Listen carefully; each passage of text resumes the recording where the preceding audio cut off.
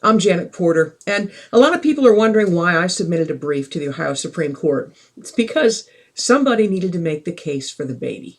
Yes, Issue 1 violates the U.S. Constitution and at least 9 articles of the Ohio Constitution, beginning with Article 1, Section 1, which states all men have certain inalienable rights, among which are life and safety.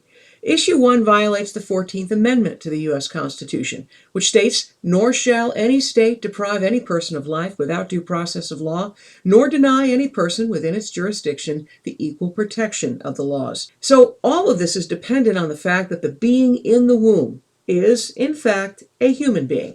And that's what our founding fathers said. They held these truths to be self-evident, that all men are created equal, not born equal, but that they are endowed by their Creator with certain inalienable rights, among them the right to life. See, this is something that even Planned Parenthood has declared. In a pamphlet that they published back in 1965, they stated that an abortion kills the life of a baby after it has begun. And that matters, because inalienable rights can't be repealed. Dr. Jerome Lejeune, you may remember him, he's a French geneticist who discovered the genetic cause for Down syndrome. He testified to the U.S. Judiciary Subcommittee that after fertilization has taken place, a new human being has come into being. In fact, the official Senate report from the U.S. Judiciary Committee summarized. They said physicians, biologists, and other scientists agree that conception marks the beginning of the life of a human being, a being that is alive and is a member of the human species. There is overwhelming agreement on this point in countless medical, biological, and scientific writings. In fact, our Ohio Revised Code in 2919 says an unborn human individual means the individual organism of the species Homo sapiens from fertilization until birth. Even the federal government recognizes embryos for survivors' benefits for both Social Security and veterans' benefits. With 46 human chromosomes, we're talking about a human life. And the right to life was not given to us by a popular vote, nor can it be taken by one. Issue 1 also violates the undisputed finding of fact by the Supreme Court in Gonzalez v. Carhart. They recognized a fetus from the time of detectable heartbeat. It's an undisputed fact, recognized by the United States Supreme Court. So keep in mind the word fetus is just a Latin word that means young human being. According to Black's Law Dictionary, it's an unborn child. Cambridge English Dictionary says it's a young human being. We must stop ignoring the obvious.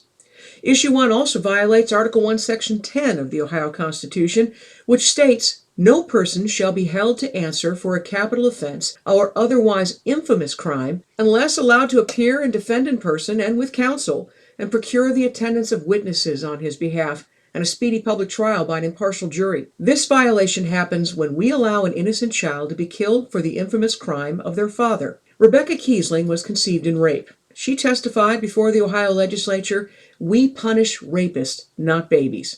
The baby's not the scary enemy, and child sacrifice is what is antiquated." Issue 1 also violates the 8th Amendment to the U.S. Constitution, barring cruel and unusual punishment, beginning with striking Ohio's ban on abortion after 20 weeks, post-viability abortions, Ohio's ban on dismemberment abortion, and partial birth abortion, opening the door to the barbaric second and third trimester abortions on babies who are able to survive outside the womb. It also violates the equal protection guarantee in the 14th Amendment of the Constitution for children who are, through no fault of their own, conceived in rape. Children who themselves commit murder can't be put to death for it, according to the U.S. Supreme Court ruling in Roper v. Simons. The execution of juvenile offenders was said to violate the 8th Amendment's prohibition of cruel and unusual punishment. How much more does the execution of innocent children who've committed no crime violate the 8th Amendment? The Supreme Court also ruled in Coker v. Georgia that the rapists themselves cannot be executed. If the 8th Amendment protects those guilty of rape and murder,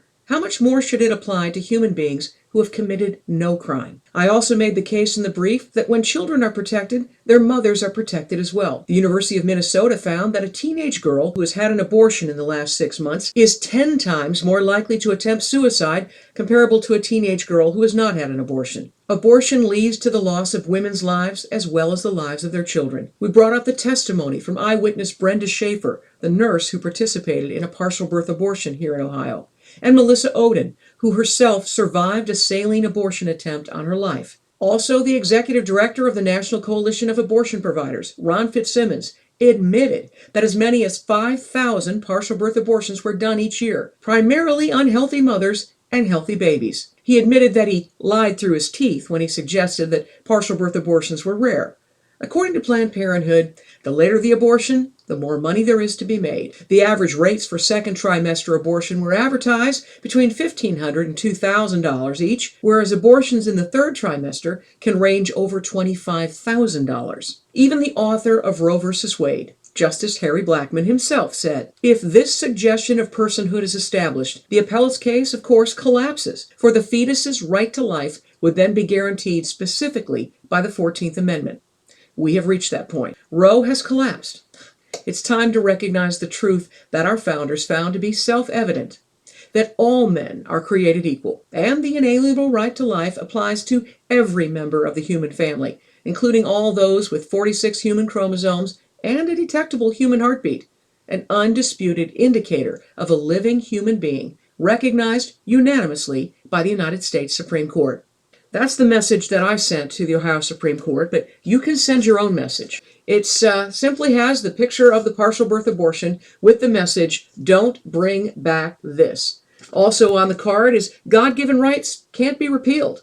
That's the basis of our argument. That's why issue 1 will be repealed. That's why the heartbeat bill will be upheld. And it's all due to the 14th Amendment to the United States Constitution that states, "Nor shall any state deprive any person of life." That's what they're contemplating right now, and your postcard sends them this message. By the way, on the back of the postcard, we're going to personalize it from you with your city and state to each justice of the Supreme Court and to the legislature, if you choose to send it to them as well, with a message that says not only Article 1, Section 1 of Ohio's Constitution, that guarantees us our inalienable right to life, it says God-given rights can't be repealed, not even by the mob with the most money.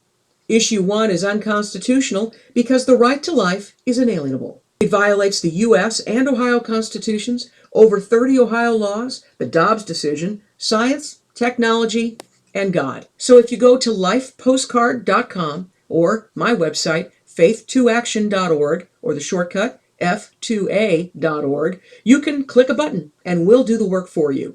We'll print them, we'll personalize them, and we'll add the postage to send them to every member of the Ohio Supreme Court, the Speaker of the House, and the President of the Senate for $10.